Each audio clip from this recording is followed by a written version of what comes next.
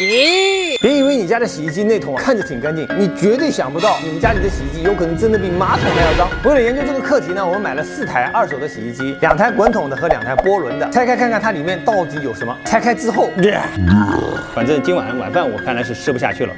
看这内桶的外壁上是不是脏得不可想象？尤其是桶底部、加强筋这里都是霉斑，这些都是衣服绒毛和污垢的残留，久而久之，上面就会滋生细菌、真菌、大肠杆菌。别看这些脏东西都在外壁，在实际洗衣服的过程中，水流可是会经过这里的，上面的细菌就会随着水流跑到你的衣服上，真的是越洗越脏，甚至还会引起妇科病和皮肤病。我们去年就测过一次内裤的手洗和机洗的区别，结果用洗衣机洗的就检出了大肠杆菌，真菌也高很多倍。那么面对家里面这么脏的洗衣机，我们应该怎么办呢？其实对于清洗洗衣机啊，网上流传了不少清洗的小妙招，还有神器，包括有些洗衣机呢会自带桶清洁功能。我们接着验证，看看这些方法到底哪个管用。我们准备了4组溶液，分别是清水、小苏打加白醋、清洗剂 A、清洗剂 B， 然后把滚筒外壁拆卸下来的塑料板分别放入4个溶液里，先浸泡一段时间，再上下进出10次，模拟甩动。结果显示，只有清洗剂 A 的效果好一点，清水啊还有网传的小苏打加白醋根本没什么效果。当然，我们也把清洗剂放在了洗衣机里洗了一下，这是用了清洁剂 A 的前后对比，这是用了清洁剂 B 的前后对比，很明显还是 A 的清洗效果好一点。所以如果你家的洗衣机刚买来1、2年，可以买点靠谱的清洗剂，每个月都清洗1次。还有每次洗完衣服，记得把洗衣机的门给它打开，让它通风1小时以上，这样也能减少发霉的几率。如果你们家的洗衣机已经很多年都没有清洗过，建议还是请专业人员来拆机清洗。当然，如果你很有钱的话，老板给我来台最贵的洗衣机，